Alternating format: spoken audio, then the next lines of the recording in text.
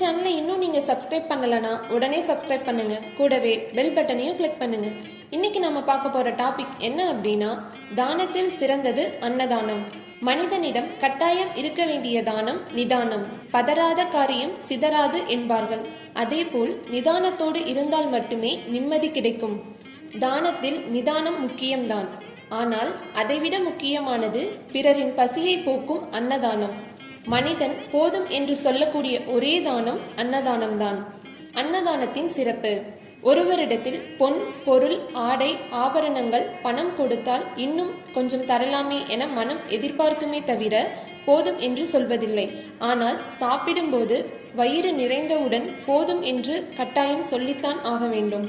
ஒருவருக்கு வயிறார உணவை அளித்தால் மனம் நிம்மதி பெறும். இதை பெரும்பாலானோர் அனுபவத்தில் உணர்ந்திருப்பார்கள். போதும் என்ற சொல்லே அன்னதானம் செய்பவர்களுக்கு போதும்